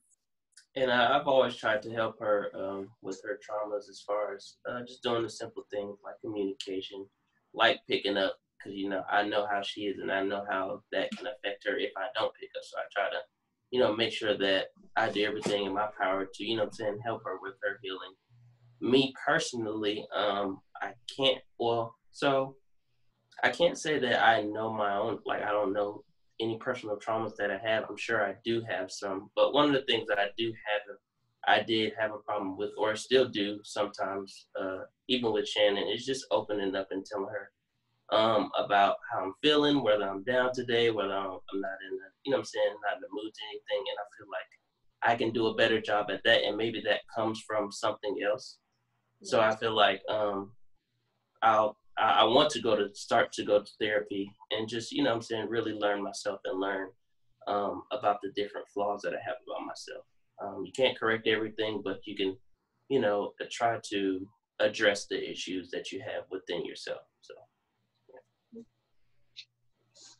So before I ended and asked, you know, how can we guys get in contact with you and all that, we did have one question that I wanted to put out there. So someone wants to know, many women speak to their feelings of frustration with the lower emotional maturity level of their male partners, meaning no disrespect to men at all. However, was this frustration a part of your experience? Can you repeat it? I'm sorry. Emotional maturity. Many women speak to their feelings of frustration with the lower emotional maturity level of their male partners, meaning no disrespect to men at all. However, was this frustration a part of your experience? Emotional maturity, yeah, definitely. Well, I definitely feel like that was a part of our experience. And initially, in like our initial therapy sessions, there would be times. So we actually had two marriage therapists, and the first one was like this. She was a white lady, I guess middle age or whatever, and she wasn't a good fit. But you know, again, it's just like trial and error. You know, you go to a doctor. You know, you find the one that works for you. So, my bad. So we got another one, and again, just like sometimes when I was in there initially, I felt because she was, you know, another African American woman, she was a little bit older, obviously. I felt like they were kind of ganging up on me, and so I was kind of defensive. And you know, I think initially I did have issues with like, you know, trying to access certain emotions, and I wouldn't necessarily say, again, I kind of spoke to this with the last question. I wouldn't necessarily say that, you know, there's a right or wrong, because again, you know, it's our society, and culture always trumps intellect, you know, hands down. So you're gonna go based off of what you see, like model, you know. So like in your home, you know, you raised like, you know, I think Trent said too, you know, you raised like you're a man, so you don't necessarily emote, you don't show emotion, even if you're mad, you know, or if you're sad or anything like that, you're pretty much gonna do that on your own, you know, or you're gonna have to work through that on your own. So I think it's more of a culture of like, you know, once you get to a point where you have to do those things, like when you start having kids, like say you have a daughter, you know, you're gonna have to be emotionally available for it. I mean, especially even, you know, prior to that, in the relationship. Forget all about me, right? No, even prior to that, that was very big. That was a big thing, because she would say, you know, you're up here, you know, you're in your mind, you know, you can reason, you can intellect, but how do you feel? And it is an extremely vulnerable, you know, especially if you never, you know, practice that in a sense. And I grew up with two brothers too. I mean, it ain't nothing for me to tell my brothers I love them, but it's a different kind of love and vulnerability, you know, that you express for, you know, your woman. So I think that it's wife, you know what I mean. So You're woman. You know what I'm saying? No, but I think that is you know, that's something that's pretty prevalent. And I mean, I don't think it's a right or wrong. You know, I just think that, you know, you just have to accept the person for what they are. And if you want to develop that, or, you know, kind of work on it, you know, there's always, you know, ways you can go about it. So I don't necessarily think it's a slight on men, because I mean, you don't want. I mean, well, it depends, because you can have, you know, there are different types of people out there. I just say, you know, you go for what works for you. You know what I'm saying? But don't expect somebody to have, you know, like all those things when you first meet them. Yeah, and that's what I was gonna say too. Is you know, I think understanding that men don't just come out being like, well, you know what, I'm gonna meet Galicia one day and I'm gonna not emote with her. Like that wasn't his intention. I think that life has just shaped men to not be as emotional as women are. And a lot of times we view them as our enemies, when it's really just about working together towards a collective goal. And the collective goal was like, our relationship is going to suffer if you don't learn how to be more vulnerable. And, you know, at that point, then it became imperative for him.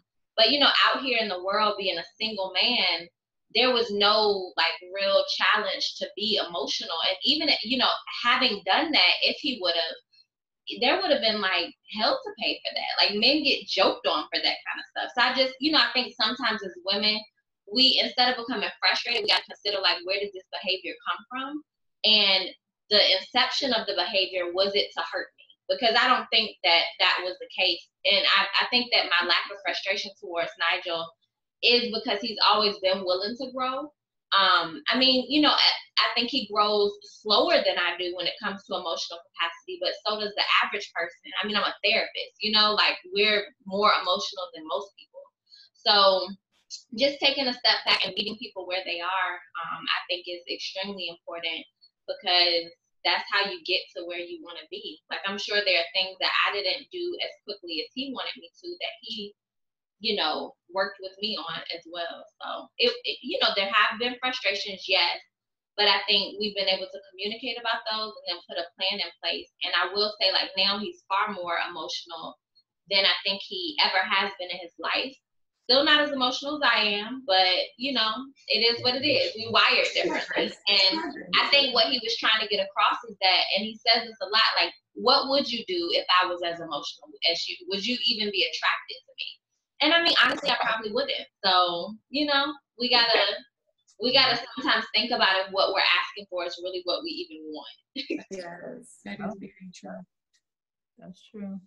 Did Dominique and Shannon, did any of you wanted to touch on that question? Or I just wanted to piggyback off what Dad said. Just being able to meet your partner halfway, I think is very, very important. And so, like with Robbie, I feel like how he said with his emotions, like, he doesn't know if he has trauma, but, you know, there are, you know, some things, like, I feel like in the beginning, it was me, and I don't know if it's because we started our relationship, we entered it with trauma from my end. So I like introduced him to how maybe a vulnerable person, you know what I'm saying, can be. And just, you know, aside from all the great things, that like things can be going, you know, this way as well. So being as transparent, once I, you know, have gotten to my comfortable state, being as transparent as I was, and being comfortable with my vulnerability, and him, you know, being able to talk with me, and me also trying to build that same space for him to feel comfortable to open up as well. And, you know, sometimes you get those like, oh, well, nothing, or I don't want to talk. And I'm like, no, it's something. And, you know, let it go or whatever until, and like, I mean, I just really believe in, you don't know your triggers until you're triggered. And until one day I see like he's having a bad day or anything like that. And I'm like, okay, so, you know, want to talk about it, you know? So I feel like even if you don't see, you know, your partner, being as emotional as you, like Dot said, I don't want my partner as emotional as me. But even if you know, don't see any kind of just an emotionless partner, then maybe showing them what it looks like, you know, to be burned. That doesn't mean you gotta brawl out, cry, and you know what I'm saying, and do all that. And I feel like when men think of emotions, they think of tears, and it's just the connection between that is not. You can sit, you know, and have a conversation, and just be transparent and open up and release. Like the Black men deserve the same, you know, mental just freedom as, you know, Black women do, and our, you know, just nature of being emotional creatures, and just being vulnerable. But I do feel like I have struggled a little earlier with him, you know, opening up and being as comfortable as I am with, you know, speaking about certain topics, to now where he'll sit down and say, you know, this happened, or this is how I'm feeling, or whatever it is.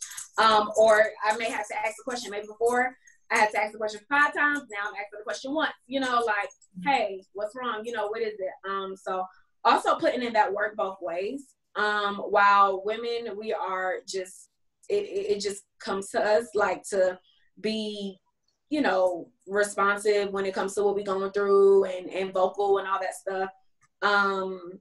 men, they just don't work like that. So just showing him that it's okay, you know, for you to be, you know, the same way. And the same way a guy's like, how's your day going?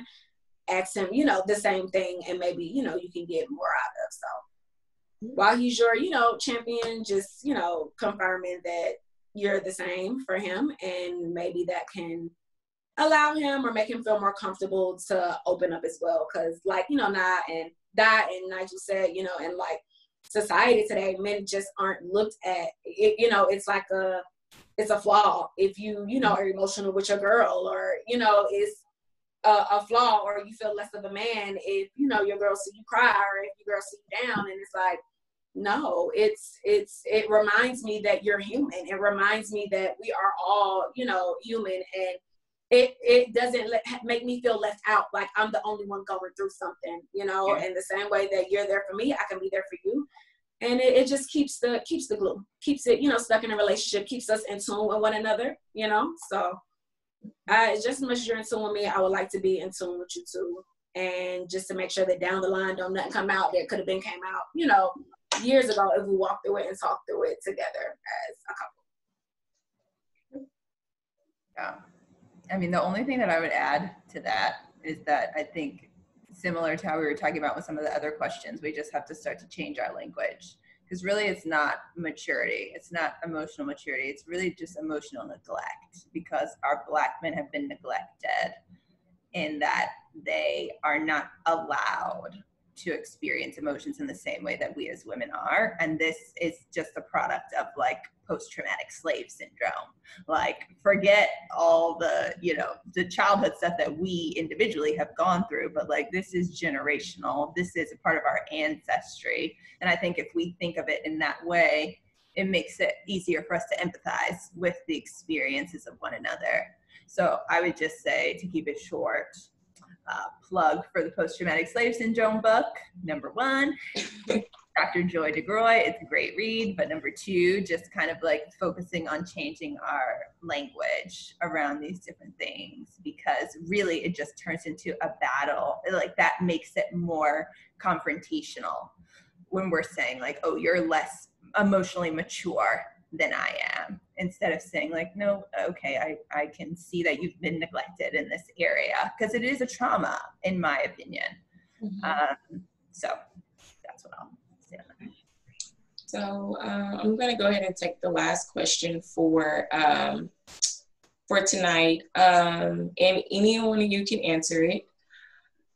So they're asking, can someone address the current viral post about last names? Everyone is a professional. What are your thoughts about last names? Taking husbands, hyphenated, keeping your own. The post. Yikes. What post happened? I don't know about a viral post. I didn't see a post either. I think it was maybe Shade Room or Baller. One of those pages posted. I don't know how viral it went, but I did see it. So yeah. What was it though? Because I can't really speak to it. It basically, I think the post said something, and I'm not sure who sent the question, but quote me if I'm wrong. I think it said something about when I marry you, you're taking my last name. That's it. No hyphens. No nothing. So I think it was something along those terms. So their question was basically, what are your thoughts about it? Especially being a professional, what are your thoughts about taking the husband's name, hyphenating it, or keeping your own? I mean, I guess I don't really have like any intellectual thoughts about it. I just feel like you should do what you want to do, and the person should allow you to do that. I think that it's a dig against anyone, at least not for me. You know, maybe it is for some women, but like I use all, like my last name that I used to have, my maiden name is my middle name, and I use all of it. You know, I'm Dalicia Hampton Varner. I guess I just don't see a big deal about it. I mean, that's just my view of it. I don't know. Do you feel a certain kind of way? It's like, in my opinion on that, I mean, I really don't have an opinion, but if I were to have one, I'd say whatever works for y'all. You know what I'm saying? If you one of them dudes where you feel like, oh, my woman got to take, you know, my last name, well, you got to find one that's going to take your last name. That's what I'm thinking too. And I also feel like There's really no wrong answer. Yeah, like, and you know, if you know you have I mean, you got situations out here, and clearly you got entanglements, all kind of stuff. Like, I mean, you got folks, really, like, whatever works for folks. Yeah. Different strokes for folks. Now, would I have allowed someone to be like, hey, I want to marry you, you taking my like nobody's gonna talk to me that way. I don't care who they are. So that's what I'm saying. I think you gotta find somebody who's willing for you to control them that way. But for me, it's my name, and you don't have to go through the process of like changing birth certificates and social security cards and all of that comes along with it. So I don't really think you get a say so. But I also feel like I wouldn't not take it because like I got married, Yeah. I don't think I understand. But I did publish a book prior to being married, and it was in my maiden name. So I think it is important to like embrace the fact that I have not always been Dalicia Barner, which is why I use all my names, but they're not hyphenated or anything. Yeah. So for the question about contacting you guys, did anyone else want to touch on that question? Okay. You did? I mean, she's about to get married, so I was just wondering what's your take on it. I wanted to know her take on it too. Well, look.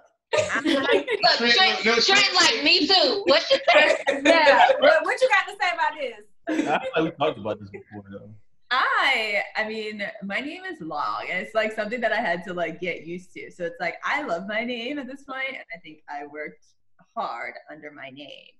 So for me, it's not necessarily I think a hyphen or anything like that, but like I'm transitioning into a new position, and like everybody's gonna be calling me Dr. Blanchette. Once I get married, like I feel like I can have this work name where people can call me either one. Like, I don't feel like I necessarily have to change it. Like, people are going to know me as Dominique Taylor, Dominique Blanchette Taylor, Dominique Blanchette. Like, it's all me. Yeah. But, like, I don't really see the necessary need of, like, actually, like, changing it on everything.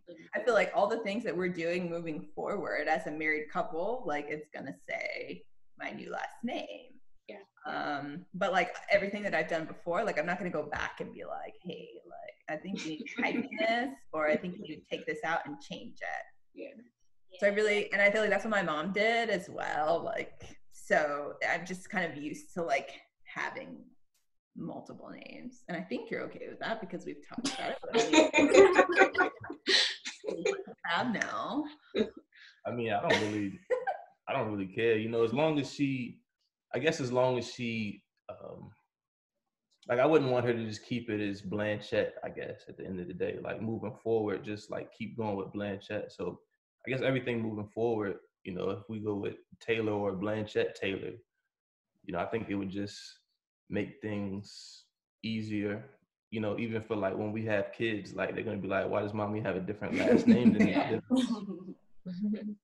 It's true. It also makes me think like a lot of the stuff that we see on social media, it be people that don't have no relationship. So, it's like literally heard from two people that it's not that serious. And I feel like people who are not in relationships make a big deal out of things that people who are in them, we're just like, what? I agree. Yeah. Like if I don't take your last name, I might as well be not wearing a wedding ring. That's what it's like kind of equated to, I feel like. Yeah. I was also going to ask, was that from a man or a woman's perspective? Like, the question I think is from a lady, but the post that went viral, I don't know who made it. It sounded like it was a guy, I think. Yeah. I think it was a guy saying it. Yeah. And I didn't get to look at the comments on the post, but I think it was a guy basically saying, you either taking my name or it's not going to happen. So, yeah. I think it's the way it was worded also makes it sound like a demand. So, of course, you're going to get some backlash from females versus, kind of like we said, we going to do what works for us versus this is what you're going to do. So, yeah. I'm sure he got backlash for that, but I've never really thought about, like I said, as it being, I don't know, you have to do this. And then I always just thought people just kind of did what works for them. I know a lot of people who have a lot of professions or maybe, I don't know, certain things they may want to keep their their last name for a certain reason and then hyphenate. I don't know, but like you said, I've never really put much thought into that either. I just thought people did what they wanted to do with that, but I don't think it's no right or wrong, really. I really don't. Yeah, I just think it's traditional. So once, you know, it gets out of that, people feel like it's it falls into like disrespect, you know, something like that. And it's not. I mean, like, you know, Dominique, and even with my mom, like with certain paperwork, if that's how I'm known in the field and that's, you know, what it is, then that's what it is. I mean, even the pride that Dot takes in the work that she put into in her last name, like, you know, it's my name, you know, so making sure that I, you know, represent myself with, you know, alone, and then, you know, also while being married is like important. So I think it's just whether you want to continue on with this traditional way of, you know, going on, or just last names, just going with whatever you want. True. So the last question of the night, I promise is the last one. So I just want to make sure that everyone has, you know, you guys' business info or whatever the case may be. Are there any books, devotionals, podcasts, social media pages, or any resources you recommend for couples in serious, committed relationships? Oh, no questions. But yeah. So is that 2 questions? No, I was thinking something else. I'll ask at the end, and I'll probably just, basically I was seeing, because I know, for instance, Shannon, you guys have a business, so I'll probably do that on the backside on our social media page and kind of, you know, let everyone know that this is how they can reach you. But this question is more so just asking, is it any material like podcasts or books that you guys recommend that can help people in relationships? That'll be the last question. I think so. We talked about Bible app and doing some readings together. Like Bible app has Bible plans, and you can do them either by yourself or with a partner that's on Bible app. So, I mean, we do that a lot. Like we'll just, you know, do random ones. Sometimes they're ones that are related to marriage. Black Love is a really good show. Like that's definitely a conversation starter for us. We started watching that. I don't think they have a new season. But we started watching it. I think Dom actually was the person who hit me to it, because we had a little like book club kind of situation, but video club. And then me and Nigel started watching it, and that was really good. What is it called again? Can you read it? Black Love. Was that HBO or OWN? Yeah, I'm putting in everything that you're saying into the chat. Oh, thank you. Necessary. Thank you. No, so yeah, I think those 2 are good resources. I also follow this page on Instagram, Millennial Wifehood, I think is the name of it. That's a really good page. I think I've seen the page like that. Yeah, and then Black Love has a Instagram page too, and they're always posting like stuff. So those are helpful. You got anything? I know we started the Love Dare book when we first started out, and I don't know if we finished it or not. I think we started a lot of books, yeah. Yeah. Love languages, that's really good. But I mean, honestly, we both really read a lot of books of like to help ourselves grow, and then we have conversations about what we've learned from those books. So we don't usually read like some together, not a lot of times. I need to see if I can find it. Yeah. I know. Oh. I'm sorry. So I have a book by my sister. It's called Black Coffee. It's called Black Coffee, from empty to overflowing with peace, healing, and purpose. So it's tailored to help Black women discover like toxic patterns in their relationships, reach a place of emotional and mental wholeness, and just, you know, help you break from like generational curses and dysfunctional relationships. So that's what it is. It's called Black Coffee. And her Instagram is also written by Bree Gordon. Written by Bree Gordon. That's her Instagram. She posts some real good stuff too. Yeah, she's very, very good. That's good. Yeah, I'm putting on my stuff. I recommend The Road Less Traveled, Scott Peck, our therapist, hipped us to that book. It's an awesome book. The Purpose Driven Life is hands down best book I've ever read. By Rick Warren. If you guys are, if you're a Christian and you're, on the road to spiritual growth, then I definitely recommend that book. I already put post-traumatic slave syndrome in. Where is that and game? We have this like the blank and game. Have you guys heard of this? It's like, it's basically like an intimacy game, like a card game. This one? Yeah. No. Is that the one you were? So, it's called Intimacy. It's very Okay. good. Yeah. Oh, that's not what it's called. It's a different one. It's like a card deck and Yeah. Here. a bunch of questions. This Okay. But those are two different decks, right? Those are two different games. yeah. Okay, yeah. This is. Can you drop yours in, Dominique? Yeah, I'm gonna drop it in.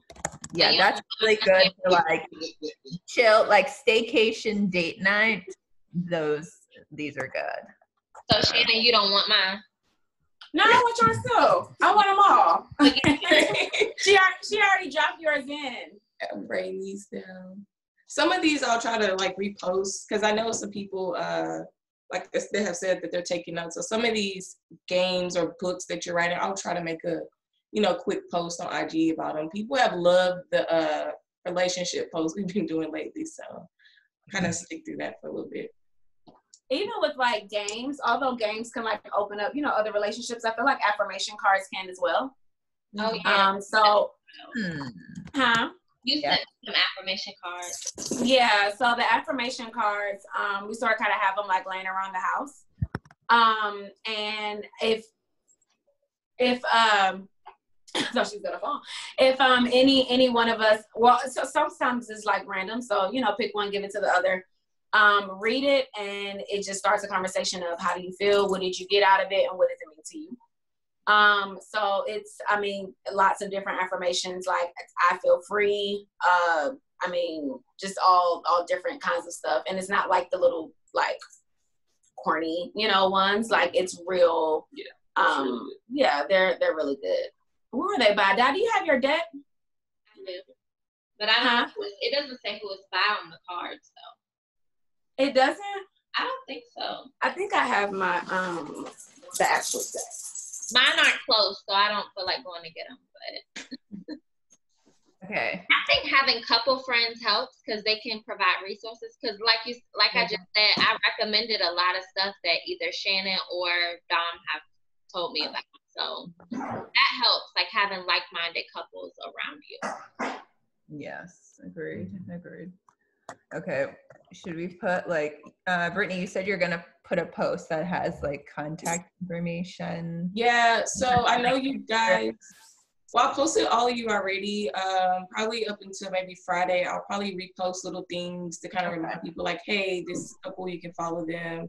And then the stuff that you guys dropped in the chat as far as like the card game or certain books, I'll just pick. And if you guys prefer me to post a certain book, that's fine. And I'll kind of just put that in there. Like I said, it seems like people love the topic with the relationships, even certain quotes we posted. So I'll probably try to keep that going a little bit longer. So, okay. So I couldn't find the deck. I couldn't find my deck either. I don't know the name of it, but I'll send it to you. Okay.